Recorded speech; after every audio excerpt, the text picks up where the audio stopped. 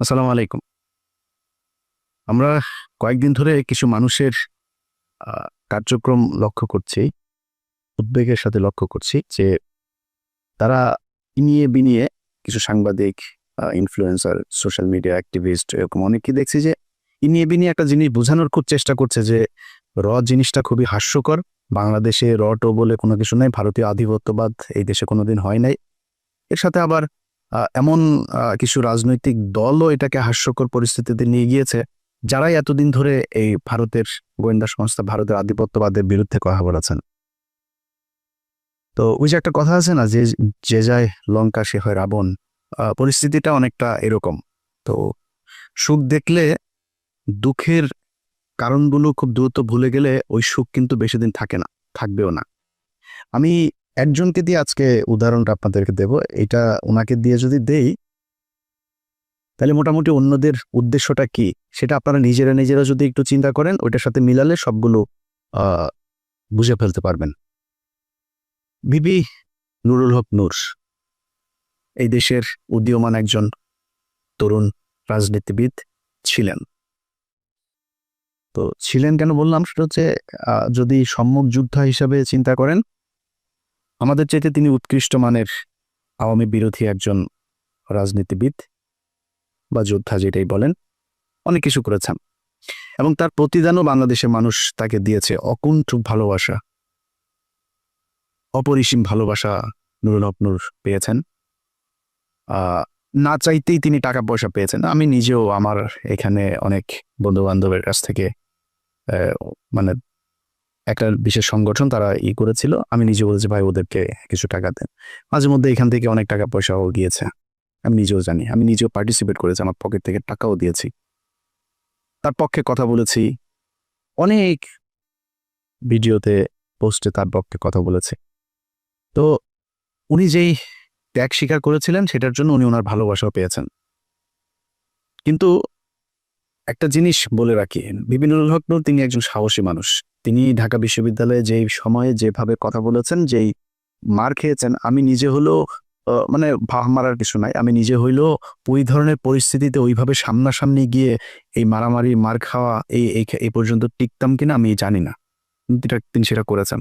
But আরেকটা জিনিস বলে রাখি, পৃথিবীতে যত মানে চোর বাটপার ডাকাত, তারপরে প্রতারণার সাথে জড়িত যারা ছিনতাইকারী, সাহসী লোক কিন্তু আওয়ামী লীগের লোক কিন্তু সাহসী আছে।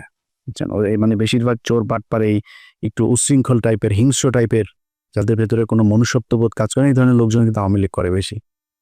তো সাহস আছে, মার খেতে পেরেছেন, এটা দিয়ে সবকিছু পরিমাপ করা যাবে না।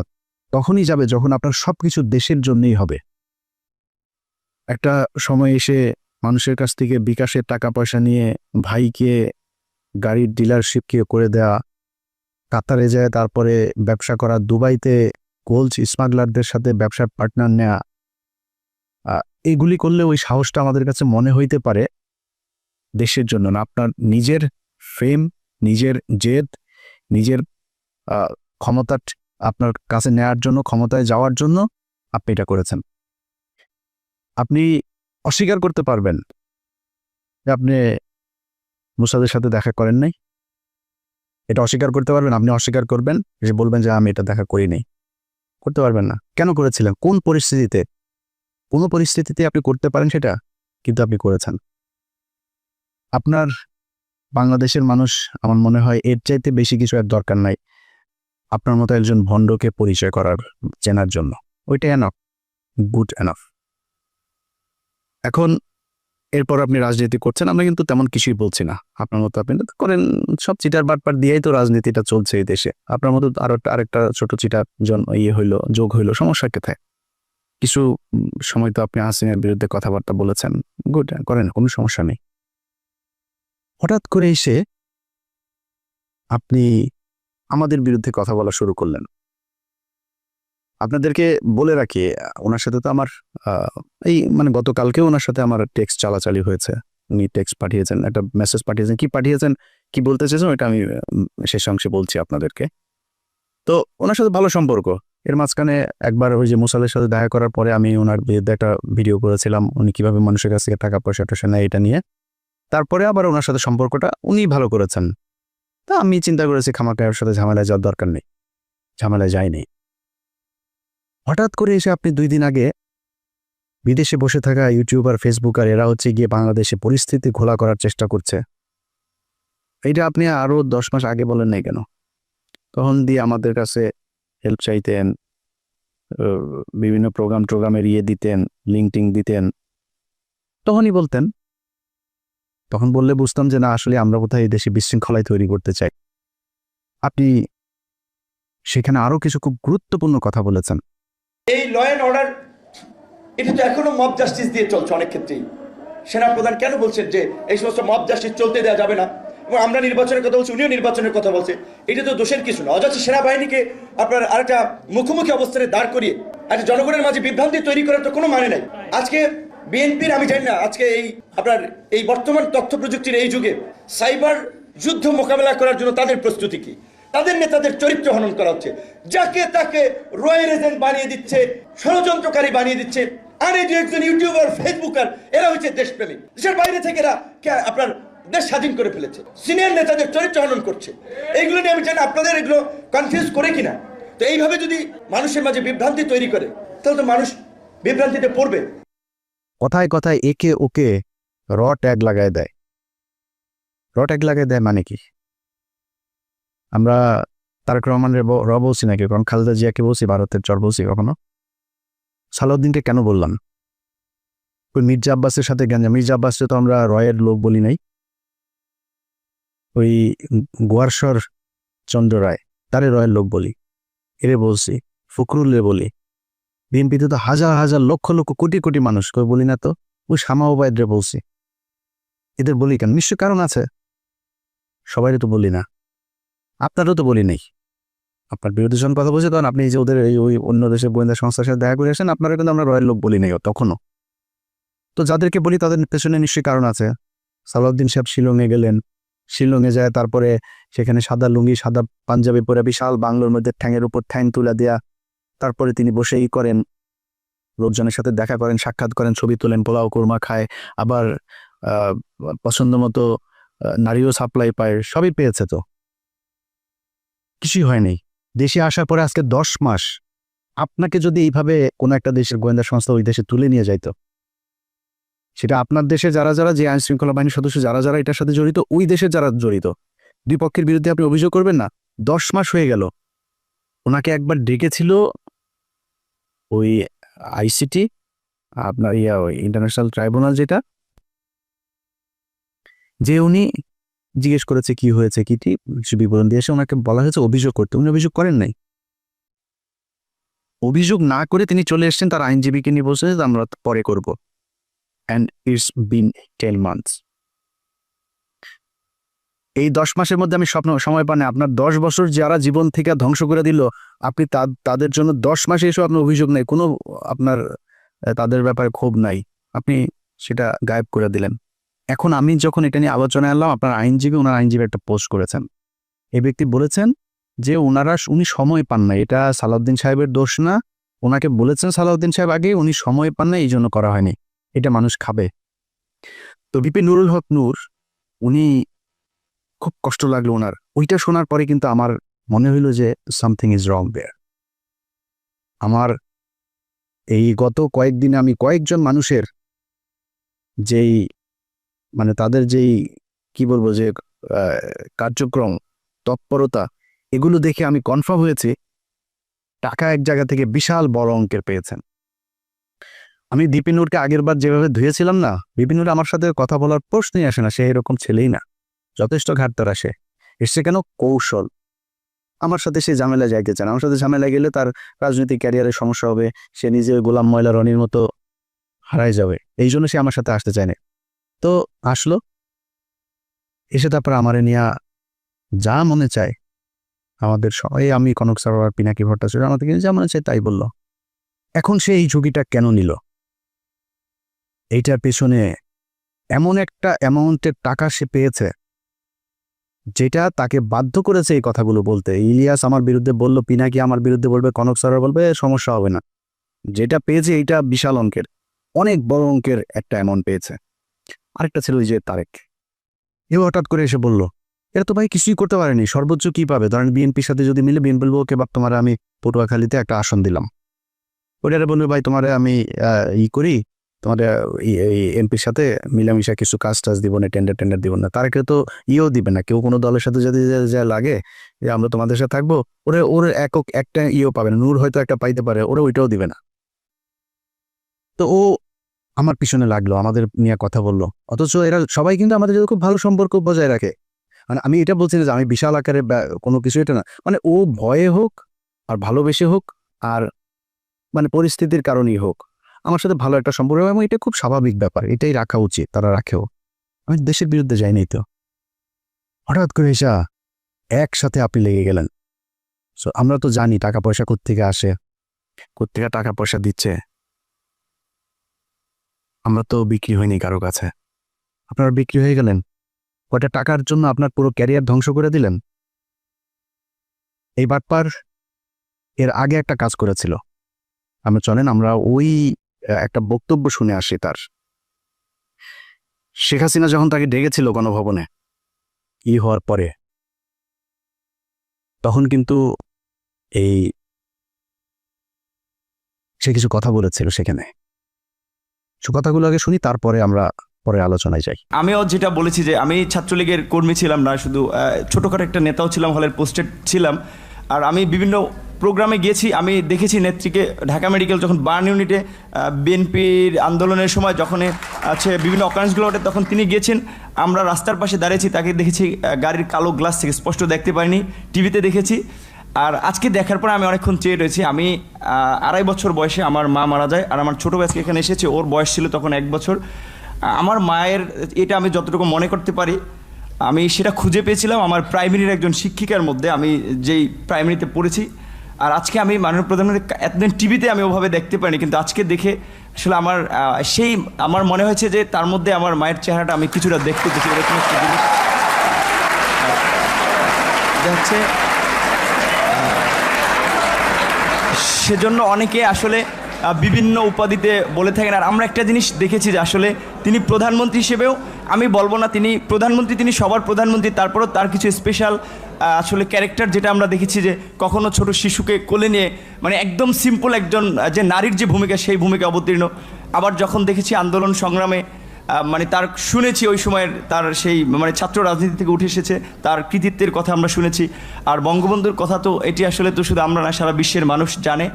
আর তার সুযোগ্য কন্যা যদিও শেখ রেহানা আপা আমরা রয়েছে, কিন্তু এটি তো আমরা মানে সবার মধ্যে সব গুণ এককভাবে থাকে না, কিন্তু আপা আমরা মনে করি যে আসলে যেটা বঙ্গবন্ধুর মধ্যে অনেকে বলে যেটা ছিল, তার পুরোটা মনে হয় যে আমাদের নেত্রী পেয়েছেন। আমার আপার প্রতি অনুরোধ থাকবে যে আসলে অনেকে যেটা আমি আপা বলতে চাইনি, কারণ আমি আসলে মানে মায়ের ওই জায়গাটাকে তাকে দেখতে চেয়েছিলাম, কিন্তু সবাই ছাত্রলীগ আমিও যেটি করেছি সবাই আপা আপা বলে, এই জন্য আমার মুখ থেকে ঘটনাটা বের হয়েছে যে আমার ছাত্রলীগের ভাই বন্ধুরাও কেন যেন আমাকে আসলে জামাত শিবির বানানোর জন্য তারা খুব একটি অপপ্রচার করেছিল। তাদের ছাত্রলীগের এতগুলো এরকম একটা পোস্টে থাকা অবস্থায়, আর আপনারা দেখেছেন যে আমার পরিবারের, আমি আশা করি যে মাননীয় প্রধানমন্ত্রীর কাছে আমার পরিবারের সকলের মোটামুটি একটা তথ্য আছে, সেখানে দেখেছেন যে আমার পরিবার আসলে মানে পুরো পরিবারে ছিল আওয়ামী ব্যাকগ্রাউন্ডের। কিন্তু আসলে আমি অনেক কথাই বলতে চেয়েছিলাম, কিন্তু আবেগ ভালোবাসায় অনেক কিছুই ভুলে যাচ্ছি। জয় বাংলা, জয় বঙ্গবন্ধু। আর আমি প্রধানমন্ত্রীর অনেকটা প্রোটোকল, এই কারণে আমি অনেকটা আমার একটু ইচ্ছা ছিল যে বঙ্গবন্ধু শেখ মুজিবুর রহমানকে কখনো তো দেখিনি, তার কথা শুনেছি। আর তার গান যেটি আমি ক্লাস 5-এ একটা গান খুব ভালো লেগেছিল, আমাদের স্কুলের মাঠে মুক্তিযোদ্ধা সংসদ সন্তান কমান্ডের আয়োজনে একটা প্রোগ্রাম ছিল, ওখানে এরকম একটা গান ছিল, যদি রাত পোহালে শোনা যেত বঙ্গবন্ধু মরেনি, তাহলে আমরা পেতাম জাতির পিতা বিশ্ব পেত মহান নেতা, এরকম একটি গান। আর বঙ্গবন্ধুর প্রেমে তো সবাই পড়েছে।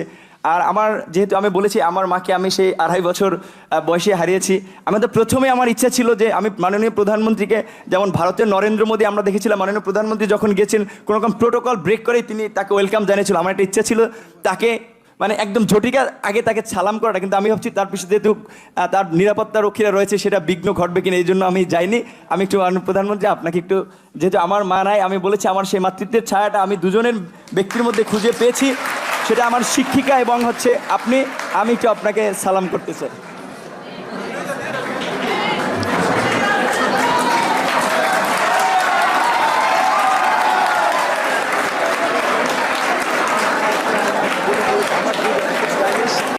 আচ্ছা, এই যে বক্তব্যটা সে দিয়েছে, এই বক্তব্যটা আপনারা শুনলেন। এই বক্তব্যটার কনক ভাই তার ইউটিউবে 2 দিন আগে আরেকবার দিয়েছে, ওইটার লিঙ্ক আবার আমি আমার ফেসবুকে শেয়ার দিয়েছিলাম। তো শেয়ার দেওয়ার সেটা আবার তার চোখে পড়েছে, পড়ার পরে সে সকাল থেকে কিন্তু আমি ভিডিও যখন রেকর্ড করছি, এটা হয়তো আপনারা কালকে দেখবেন, সে সকাল থেকে কনক ভাইকে অনেকবার ফোন দিয়েছে। আমি কনক ভাইয়ের সাথেই ছিলাম, অনেকবার ফোন দিয়েছে সে।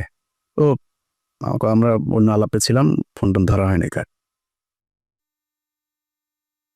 একটু পরে সে তার ফেসবুকে পোস্ট করেছে, এসব ইউটিউবাররা তার পিছনে আগেও লেগেছিল, সে পাত্তা দেয় নাই, এটা পোস্ট করেছে সে তার ফেসবুকে। তো সে আমাকে একটা লিঙ্ক পাঠিয়েছে, এর কিছুক্ষণ আগে আবার একটা লিঙ্ক পাঠিয়েছিল আমাকে, সে ব্যাখ্যা দিয়েছে। সে ব্যাখ্যায় সে বলেছে, কি বলেছে চলেন ব্যাখ্যাটা আগে শুনি।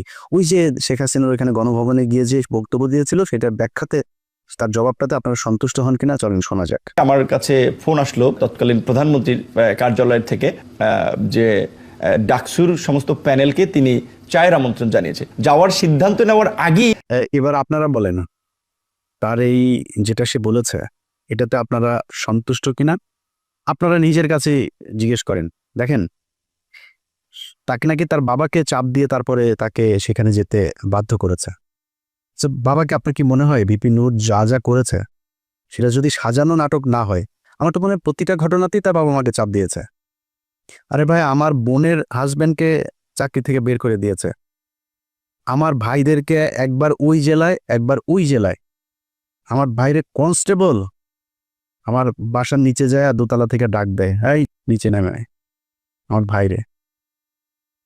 তো আমি ওইটার নাম টাম কোনো কিছু জানি না, ওই কনস্টেবল আর সাব ইন্সপেক্টর ওরা আমি খুঁজতেছি যে কারা কারা গিয়েছিল ওই দিন, আমার ভাইরে ওরা টুকারি করে কথা বলে তারপরে নিচে নামতে বসছিল।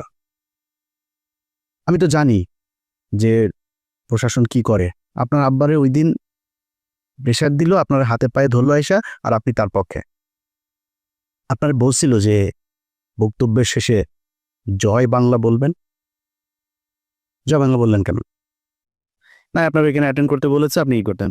বক্তব্যের শেষে আবার বললেন আপনি ওনার একটু পায়ে শুয়ে সালাম করতে চান, এটাও আপনার বাপেরে বলছিল নাকি? বাদ দিলাম, এই দুইটাও বললাম যে তোর জয় বাংলা বলাইছে, আর পায়ে ধরেও মাপছে বলছে, এটা দুইটা বলতেও না, তোর বাপেরে ডিম টিম দিব কিছু একটা বলছে। মানে আমি ওনার বাবার ডিসরেসপেক্ট করছি না, মানে ওনার কথা অনুযায়ী ওনার বাবাকে নিশ্চয়ই মারধর করবেন, সরি ওইভাবে বলার জন্য। তো ধরলাম এটা আপনার বাবাকে মানে রিমান্ডে নিবে, মারধর করবে এরকম বলেছে।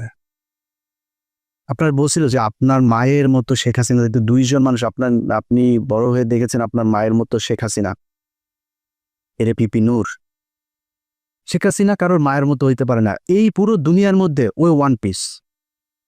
শেখ হাসিনার এই পিস আর সারা পৃথিবীতে জীবনে কোনোদিন জন্ম হয় না এই ফেরাউনের মতো, এটাই এক পিস, এটাই এখন এই পিস সারা দুনিয়ায় নাই, সামনে আর আসবেও না।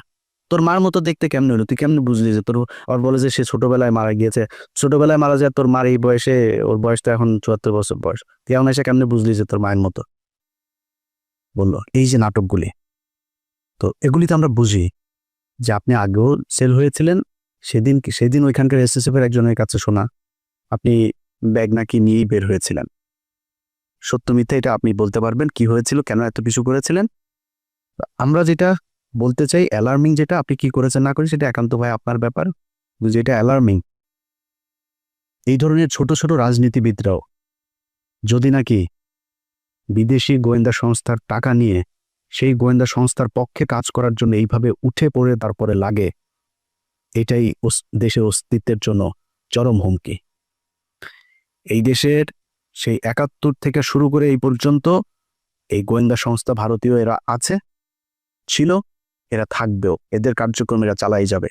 এই যে 2 দিন ধরে আপনার জামায়াত নেতা এটিএম আজহার, তিনার মুক্তির পরে দেখবেন ওই যে 3-4 জন লোকজন নিয়ে তারপরে বাম এসছে, সংস্কৃতি কর্মী এসছে, শিবিরের ভাইদের বলবো পাঁচটা উদাম কইরা লাল বানায় দেবেন। যেটা নামে আসবে এই বিচার পৃথিবীর ইতিহাসের সবচাইতে নিকৃষ্টতম, এই ধরনের কোনো ঘটনা ছাড়া ঘটনা বানায় এইভাবে জলজ্জান্ত মানুষকে একটা গণতান্ত্রিক দেশে কোনো সরকার এইভাবে এই সভ্য সমাজে ফাঁসি দিতে পারে, এই নিকট অতীতে এই পর্যন্ত পৃথিবীতে এই ঘটনা ঘটে নাই, যেটা শেখ হাসিনা ঘটিয়ে গেছে। শুধুমাত্র রাজনৈতিক প্রতিদ্বন্দ্বিতার কারণে তাদেরকে হত্যা করা হয়েছে।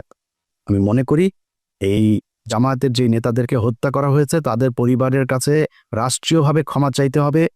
এই বিচার কার্যের সাথে যারা ছিল তাদের সবার বিচার করতে হবে এবং ওই পরিবারকে যথাযথ ক্ষতিপূরণ দিতে হবে। এর বিরুদ্ধে যারা যারা কথা বলছে এখন, যারা এই মাঠ গরম করার চেষ্টা করছে, সব কয়টা রয়ের টাকা খায় তারপরে করছে।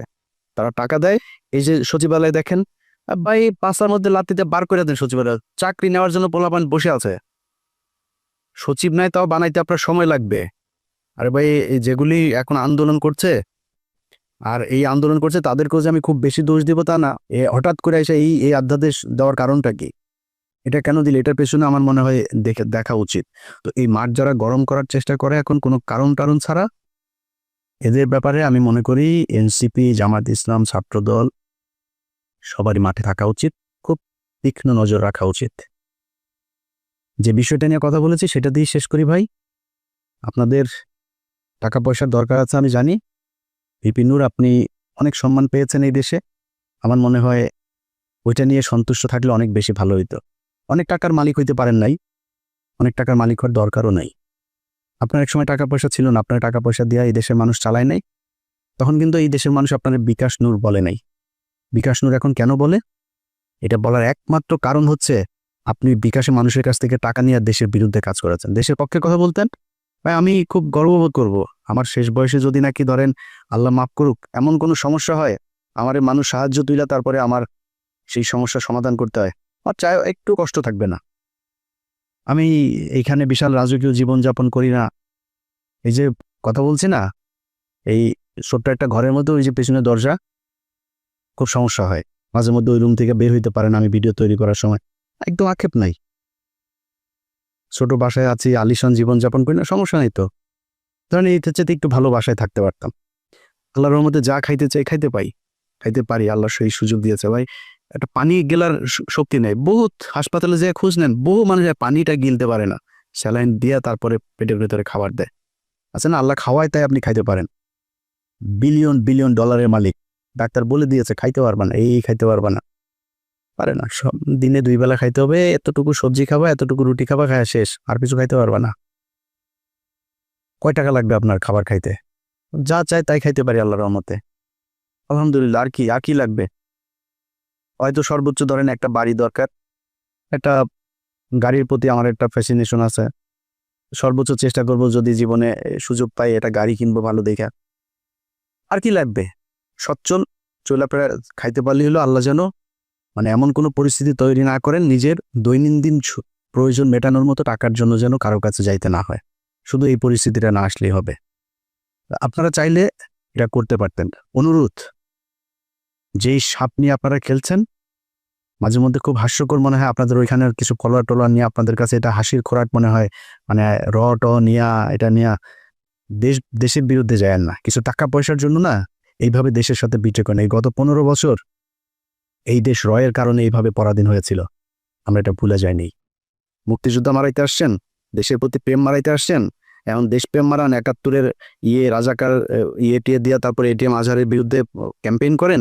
এত দেশপ্রেম কই ছিল আপনার? তোর বাপ যে বলছিল না যে এটা নাকি ভারত পাকিস্তান যুদ্ধ 71-এ, তোর বাপেদের বিরুদ্ধে মিছিল করছিলি বাংলাদেশে, এই মুখগুলি খুঁজে বার করেন, একটাও করে নাই। এখন মাঠ গরম করতে চায়, আওয়ামী লীগের নামে তো আসতে পারে না, এই মুক্তিযোদ্ধা বালছাল এগুলির নাম দিয়া মাঠে এসা কি পাবেন না, কে জানি দিয়া একদম পাশার চামড়া ওই গোপালগঞ্জাদের মতো লাল করে ফেলবে। আল্লাহ হাফেজ।